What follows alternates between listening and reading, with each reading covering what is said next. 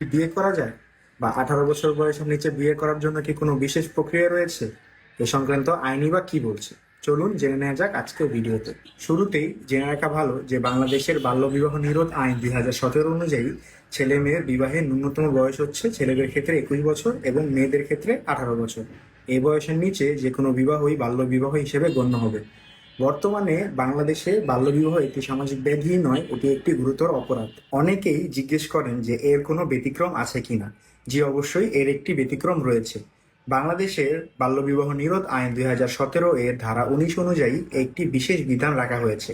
এক্ষেত্রে যদি অপ্রাপ্ত বয়স্কে সর্বোত্তম স্বার্থ রক্ষা করার প্রয়োজন পড়ে, সেক্ষেত্রে বিয়ে সম্পাদন করাই যদি একটি সর্বোত্তম পন্থা হয়ে থাকে, তখন আদালতের সুনির্দিষ্ট আদেশক্রমে এবং বাবা মায়ের সম্মতিক্রমে বিবাহ সম্পন্ন করা যেতে পারে।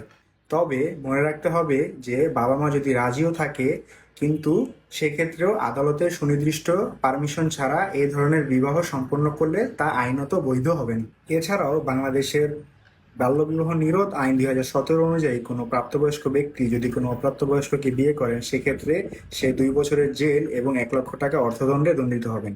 আর যারা এই ধরনের বিয়ে সম্পাদনে সহায়তা করবেন এবং আয়োজন করবেন, তারাও সর্বনিম্ন 6 মাসের জেল থেকে সর্বোচ্চ 2 বছরের জেল এবং 50,000 টাকা অর্থদণ্ডে দণ্ডিত হবেন।